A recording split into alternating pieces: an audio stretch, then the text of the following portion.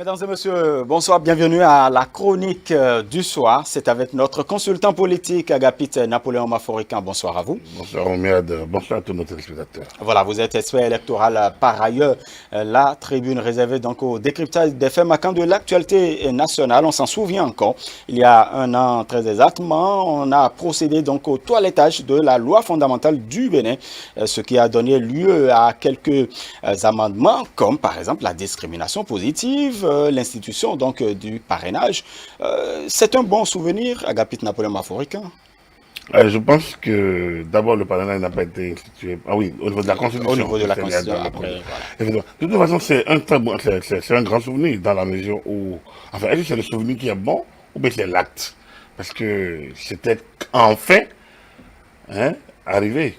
La révision de cette fameuse constitution du 11 décembre 1990 qui a résisté. Quand on sait qu'il y a eu des tentatives par ailleurs. Il y a des tentatives, mais des rejets, des refus, sans réellement de motivation. La peur d'un troisième mandat éventuel de Kérékou, de Yahi, autant on pourrait le comprendre, autant on a pu comprendre ce qui s'est passé le 4 avril 2017, alors qu'il était question plutôt d'un mandat unique qui s'appliquerait même au président qui l'initiait, alors qu'il était question d'équilibrer les institutions, alors qu'il était question d'assainir la vie politique. Je pense qu'il va falloir peut-être un colloque sur le rejet, les motivations, les tenants et les aboutissants du rejet de la révision de la Constitution de 4 avril 2017. Sérieusement, qui devrait initier alors ce colloque? Les intellectuels, je dis toujours, nous devons avancer. Les intellectuels devraient pouvoir le faire, quel qu'il soit. J'en envoie qui voient de la crise par-ci, par-là, mais j'aurais pu utiliser plutôt ces moments pour ouvrir des grandes réflexions sur un certain nombre de comportements d'acteurs politiques.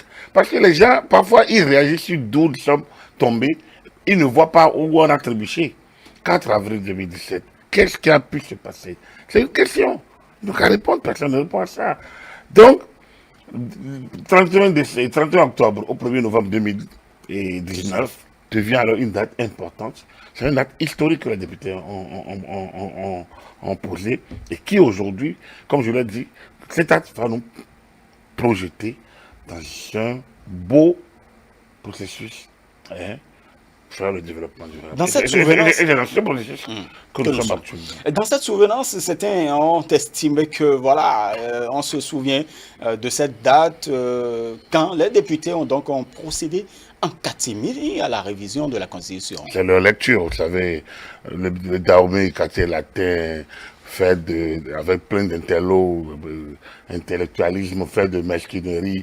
Vous savez, ça fait que, bon, voilà, on a tellement plein de mots pour dire, parce que quand on n'a pas été associé, ou bien quand on n'est pas d'accord, on trouve que les autres ont mal fait, parce qu'on est les plus intelligents. Bon, voilà, donc, Katibini, bien, ça s'est passé au palais des gouverneurs, ouvert devant des caméras, avec des médias.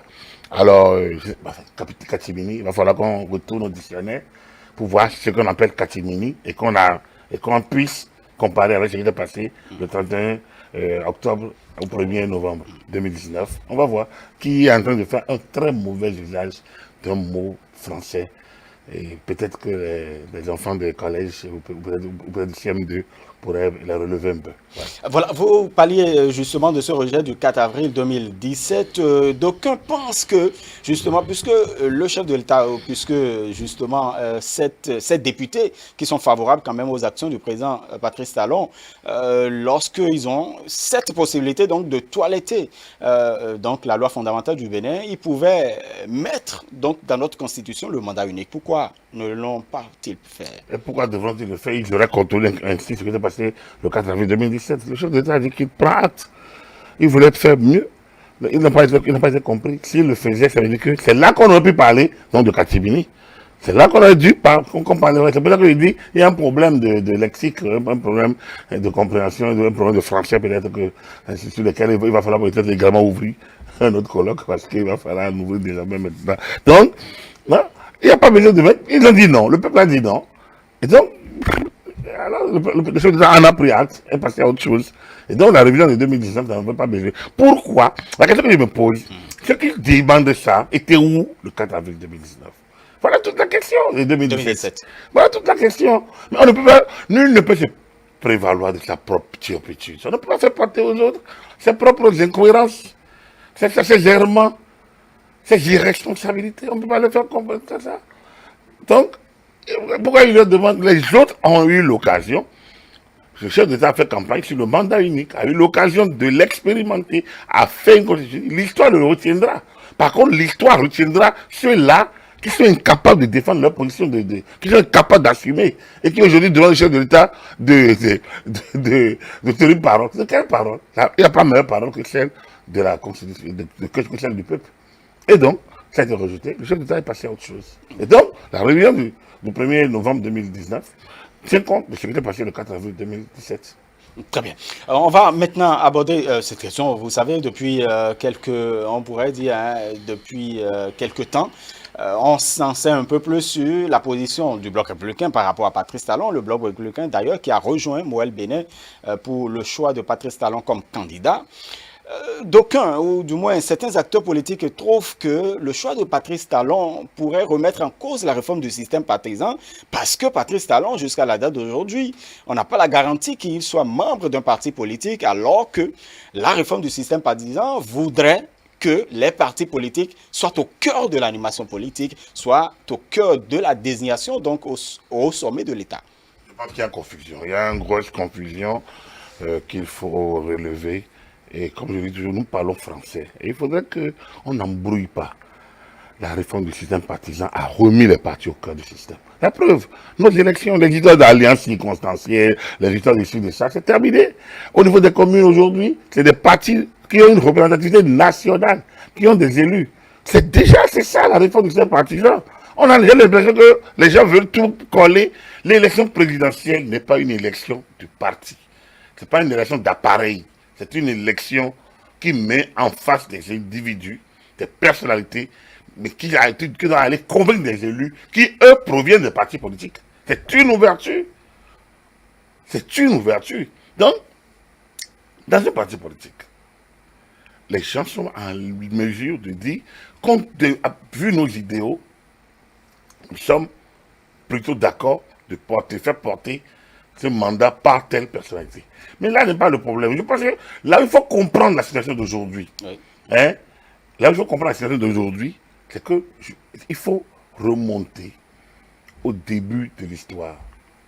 Patrice Talon, réforme. Et se convaincre que nous sommes dans une transition. Les gens ne veulent pas se l'admettre. C'est une transition. C'est cela, le courage, la patience qu'on n'a pas eu en 1990, de bien huiler le système avant de faire de lancer le dispositif. C'est ça qu'on est en train de faire aujourd'hui. Patrice Talon a tenté le mandat unique, ils ont interdit. Ok, on a révisé la Constitution. Mais les partis, la réforme du système partisan a eu lieu, la réforme du code électoral a lieu, l'opposition a un statut, l'alignement des mandats a été fait. On a introduit de nouvelles règles. Il faut expérimenter tout ça. Il faut mettre tout ça en musique, comme on dit. Et donc, aujourd'hui, il n'y a pas mieux que Patrice Talon encore en position pour poursuivre cette transition. Moi, j'analyse ce qui se passe aujourd'hui sous le prisme de la transition qui doit nous conduire à 2026. Il a commencé le travail. Ce n'est pas terminé.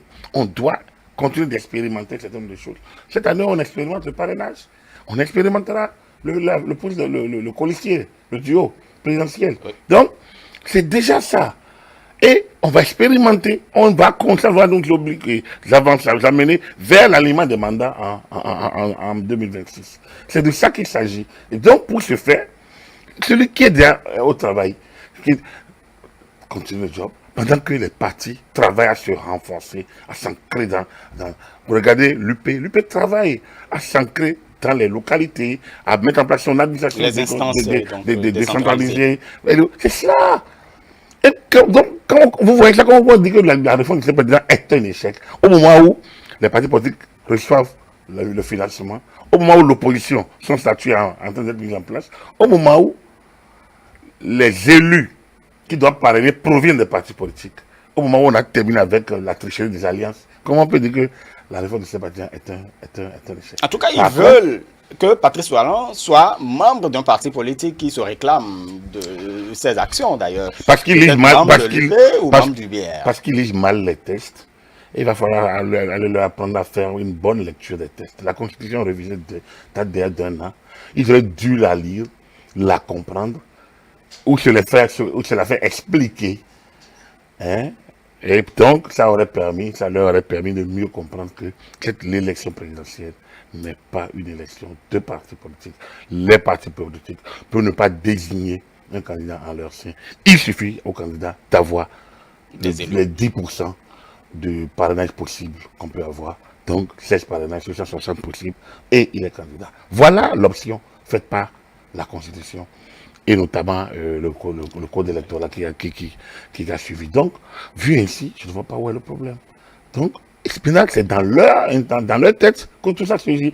C'est dans leur tête qu'ils voient crise. C'est dans leur tête qu'ils voient que parti ça n'a pas tenu parole. C'est dans leur tête qu'ils voient que la réforme du système partisan est un échec. C'est dans leur tête qu'ils voient tout ça. Parce que il faut qu'ils salissent tout. Il faut qu'ils rendent tout négatif, noir, tout. Donc voilà. Donc, mais cela dit, ça n'enchaîne en rien. La répétition, comme dirait l'autre, du mensonge, hein, ou bien de l'inexactitude, ne le transforme pas en une réalité. Donc, du coup, les gens ils peuvent répéter les mêmes choses. Hein. Il est ancré, écrit noir sur blanc, nulle part dans le texte que le candidat à l'élection présidentielle doit provenir d'un parti politique. Non, c'est une personnalité.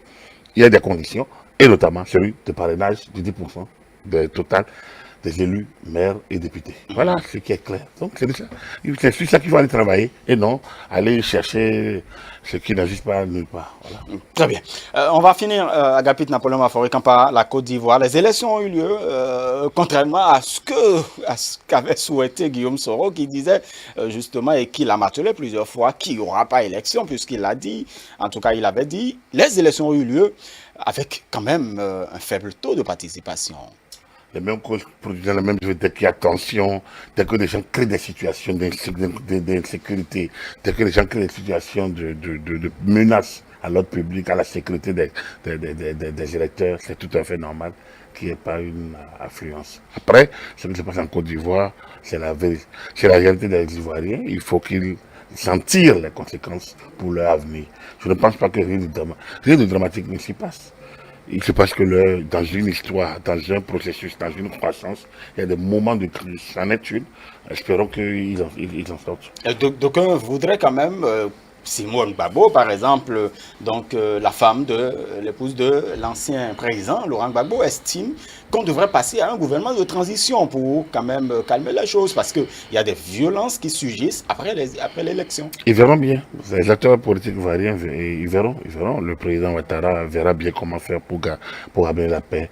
Mais au même moment, il faudrait que nous acceptions les règles du jeu. Hein? Il faut qu'on apprenne à accepter d'avoir perdu. Il faut qu'on apprenne à laisser l'autre. Le temps est toujours le meilleur. Est-ce que ce n'est pas difficile quand vous demandez cela aux autres? C'est difficile pour eux le troisième mandat déjà. C'est dans l'ordre ivoirien, c'est leur problème. Je suis désolé, moi je peux rien. Mais au moins, ce que je peux dire, c'est que quand vous ne pouvez pas inverser les choses, gardez votre sang-froid. Le temps est le meilleur juge. Alors donc, mais ceux qui veulent par la violence de tout régler, c'est eux qui sont condamnables. C'est eux, parce qu'ils pensent qu'ils dominent tout. Ils pensent que le temps leur appartient. Ils pensent que c'est eux ou rien. Ils pensent que tant qu'ils n'ont pas raison, gain de cause, ils doivent tout casser. C'est là qu'il y a problème. Ce n'est pas l'autre. L'autre, le temps va le juger. Donc, moi, je pense que la Côte d'Ivoire va s'en sortir. Je ne pense pas qu'on va se retrouver dans l'escalade d'il y a 15 ans, un peu moins de 20 ans. Non, je crois que ça va se calmer. Très bien. Agapit Napoléon Mafaurikan, expert électoral. Je vous laisse partir, mais avec une interrogation. Votre cœur bat pour Joe Biden ou Donald Trump? Ça c'est le point des Américains. Je pense que ce soit Trump, chacun a quand même que ce soit Trump ou Biden, l'Amérique est dirigée. Et l'Amérique est bien dirigée. Écoutez, quand Ronald Reagan a été élu en début des années 80, Beaucoup pensaient que c'était comme un acteur, un cinéaste, un type, pas grand lettré, peut diriger le pays. Il a dirigé et demain de maître. Et il a affronté les grands défis de l'histoire. On a connu Bill Clinton jeune, on a connu Barack Obama noir, comme on peut le dire. On a connu Donald Trump avec un peu ses élans, et l'Amérique est dirigée. Et donc, Biden, c'est un homme d'appareil, c'est un homme du système, c'est un vieux bisca, ancien vice-président donc d'Obama. Donc, il connaît le pays, il connaît tout, il connaît le système, il connaît l'international, il connaît les enjeux, il connaît les défis. Trump a fait son chemin. Les Américains vont décider. En tout cas, demain, il décide déjà, et demain encore. Disons que on verra tout clairement le mercredi Tout à fait. en fin de matinée. Voilà. Voilà. Merci beaucoup à vous, Agapit Napoléon Aforican, consultant politique à ETélé. Vous êtes expert électoral par ailleurs, consultant médias et communication. Merci pour ce moment donc d'analyse et d'éclairage. Mesdames et messieurs, merci de nous avoir suivis. Et donc, c'est la fin de ce numéro de votre émission Le Grand Soir pour le compte de ce lundi 2 novembre 2020. Tout juste après, nous, vous aurez droit donc à votre feuilleton, les filles de la mafia. Vous aurez droit également à Raconte ta journée. C'est bien votre rendez-vous avec Stanislas Gbenoupo à moi. Merci de nous rester fidèles.